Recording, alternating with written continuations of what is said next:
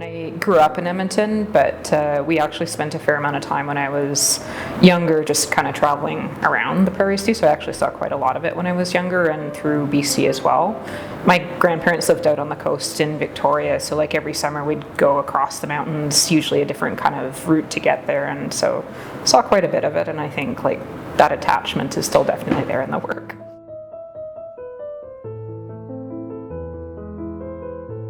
I think just like I really enjoyed doing that when I was younger. Like it was kind of hands-on, you could kind of get into things, and mom and dad were really supportive of that, and just kind of playing with that, and it kind of turned into something a little bit more serious in high school and university, and I ended up going to school for graphic design, and by the end of it was like, oh, I kind of wish I'd done an art degree. I'll wait for a while and then go back to school maybe and kind of keep doing stuff in my spare time. So.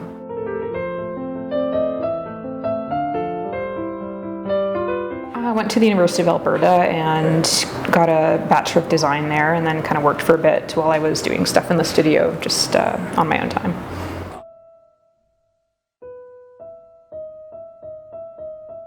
Yeah, so it wasn't like too long a gap between when I graduated and when I kind of started working. It was about 2.5 years, so it wasn't like a huge gap in between for me. I think probably the biggest thing I noticed going back to school was just like it was a little bit jarring because you get used to doing like office stuff, you get used to having a certain kind of schedule and how things are laid out, and then going back to school from that was like, oh right, that's how that works. So a little bit of adjusting, but it wasn't like too bad because again, it was only 2 years, it wasn't like a decade or anything like that, so it wasn't too far out. I think the other thing too, like having fairly in-depth knowledge and like really familiar use with a lot of Adobe stuff in my day job helps a lot with art too, and I've kept it up too, so that stuff I'm fairly on top of and can kind of go back in and out, and I know quite a lot about that. And I know some artists don't really worry too much about that, but for what I do, a lot of that, having that knowledge to go with it really helps for planning and executing like large-scale work, or kind of working with photographic materials, trying a little bit of video and audio at this point and kind of building on that. So it's nice to have that kind of background knowledge for it.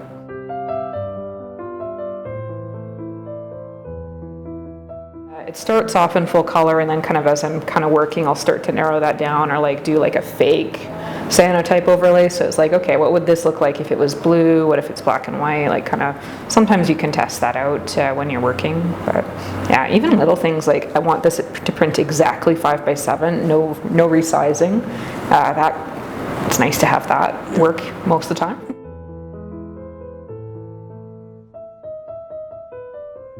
One of the things that I really like to do is kind of vary things. I tend to jump from media to media, and I think part of that is just the way the program at the University of Alberta was designed. I took a lot of print classes there, and kind of the first year you take screen print, you do intaglio relief, collagraph, woodblock, and then you do etching, litho, and then the last year you can kind of pick and choose what you want to do, along with throwing in a couple of extra photo things just to kind of see how they work.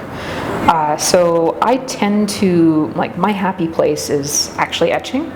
I really like etching. I like the tactility and kind of the hands-on, and just it does some strange things sometimes, which are really fun to kind of discover along the way. But I know, like, etching really doesn't make sense for a lot of the types of projects I do. So for me, like kind of thinking about, okay, what media works, like practically speaking, but also like thematically, what works the best with this project. So for currents, like cyanotype, I really enjoyed the blues. I really enjoyed kind of that reference to snow and ice and kind of having that built in, and that reference to analog photography.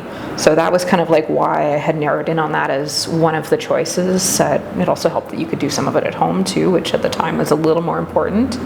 So yeah, there's kind of different reasons to pick different media, and I think I've been exposed to enough of them that I can usually kind of pick up and kind of develop it to the point where I'm happy working with it. Like I've done other big projects with screen print and with other kind of large scale collagraph and other things like that, but it depends on what you're doing, honestly.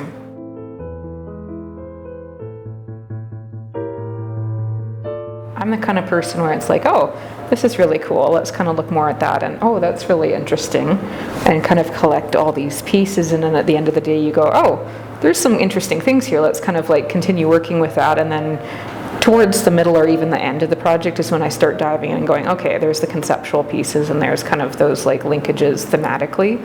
A lot of what I do in the studio is just kind of like working with materials and kind of playing with those, playing with ideas, and kind of just going from that. And so a lot of what I take inspiration from is kind of what's around me. A lot of photography, like I usually try and have a camera or my phone with me and just kind of snapshot. It's like sketching almost in a way. So that's where a lot of ideas and visuals come from the last couple of years.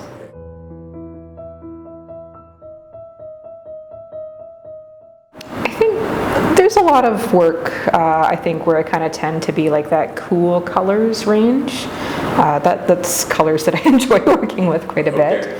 So I guess partly that, partly like, again, kind of thinking about ice and snow, glaciers, like that kind of comes to mind as the first kind of color palette that you're looking at. You're looking at blues and kind of more greens, ice colors mostly. So.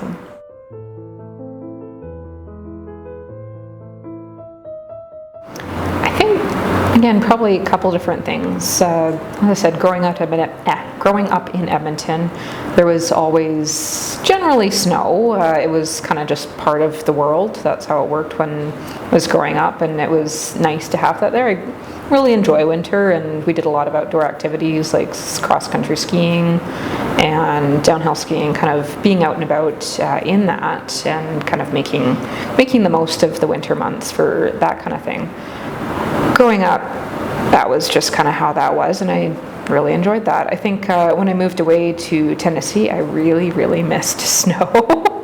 It felt weird to not have any of that. There were like a few freak snowstorms here or there, but it wasn't really the same. So that, I did definitely miss it, and I had wanted to come back to Edmonton after too. I wasn't intending to stay in the States at that point anyway, so it was fine to be there for a few years.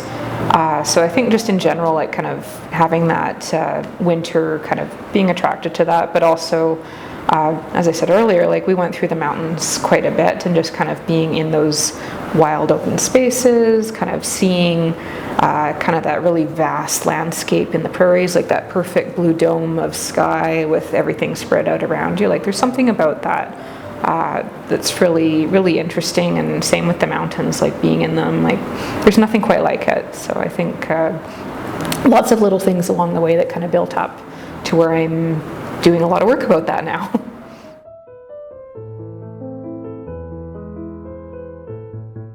The nice thing about printmaking is that you can make work whatever size, like small or maybe a little bit larger, and you can send those all over the world really easily. Just roll them up and send them off in a mailing tube, or smaller stuff, flat packet. So I've actually sent a lot of work out into the world to places that I haven't been. I'd really love to go to Japan one day, mind you, but for something that big, like they don't need you to set that up in the gallery, you just can mail it and that's fine. So group shows, yeah. What was the process behind that? How did they get in touch with you, or you get in touch with, like, what did that look like? I think for the printmaking world, there's a lot of like international group shows. It's a medium that is really easily transported. You can send them all over the place, and it's a lot easier than pretty much anything else except maybe video, where you're sending files. Yeah. So for that, like there's a long history of print biennales, triennales in Europe. They've got a number of those that go in Japan and China, kind of all over the world, that they have those kinds of shows, and they've had that like 70s, 80s, like it's been a thing for a long time. And then there's always like small pop-up shows, like they'll go for a couple years and then they kind of fade away. But there's some really large ones, like Krakow's been going since, I am not sure how long, 60s I think, but Poland, like that's a huge deal, like that one, they have it every couple years, and it's been ongoing for like decades at this point. Is that more on the side of etchings and whatnot, or is it a full gamut of? They have pretty much everything. I think some of them do allow digital print in there as well, although it kind of depends, you got to check the rules on that. Pretty much anything else is fine though. Screen print, etching, lithography, like that's all fine.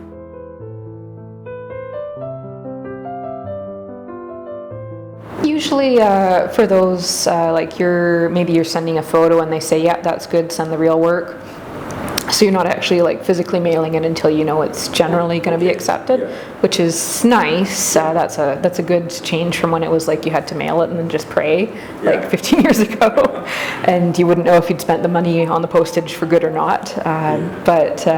So a lot of the time some of the larger shows have catalogs and other stuff, so it's kind of nice to see what other people are doing and really kind of get a sense of what other printmakers are up to. So it's a nice way to kind of like get your name out there and kind of do things that way. And I've talked with people who have seen catalog or maybe been at those shows and say, oh yeah, I remember, like, so sometimes that happens too, and that's really nice when people remember your work.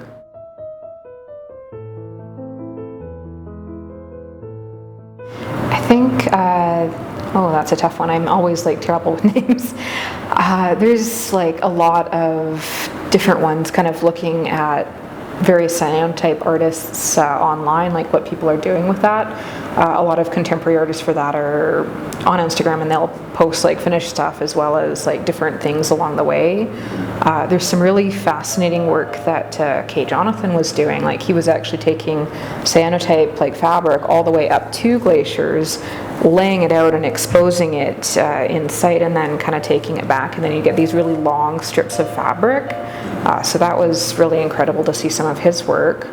And trying to think of the fellow's name, but an etcher who works with a lot of mountain and Antarctic, kind of South Pole region mountains. I'm trying to think of his name. No, it's not coming. But there's a lot of etchers who do like lots of work with that kind of like landscape and kind of looking at that kind of imagery, that I really enjoy kind of following and seeing what they're up to on that as well.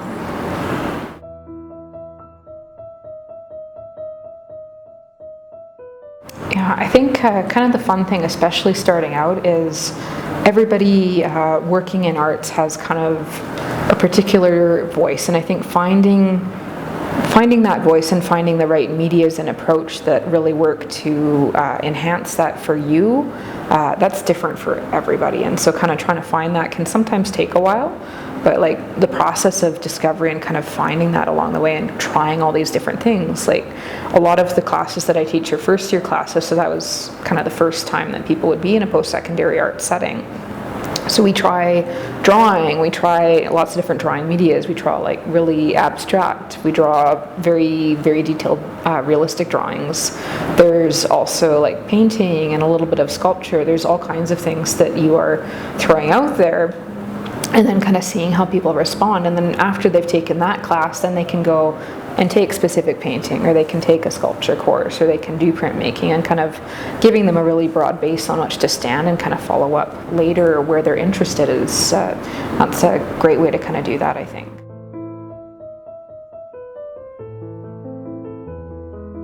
I'd say that's a little bit of both. Art is definitely like lifelong. I know people that have kind of stuck with it from like the get-go, and that's kind of where they've been the whole time, and then other people who come in later, they started and then came back to it, and that works too. I think for me, I found some of the major threads that I really like to follow and work with, like printmaking, multiples, kind of that sort of media is, I think, a good part of that, but I also like to try new things that are not just the same thing for each project. So I think you're kind of continually striving to find that voice, just like identity, just like many other things. Like that's an ongoing thing. You never have like the answer. You're always looking for the next answer for that, I think, in a lot of ways.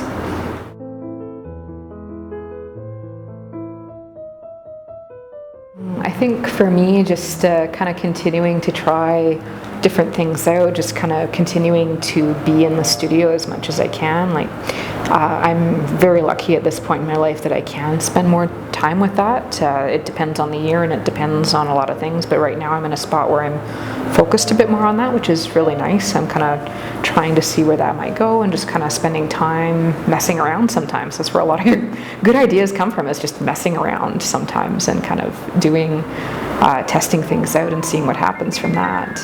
So yeah, I'm looking forward to that. I've got a couple of plans for summer. We'll see, hopefully they work out, and then just kind of going from there.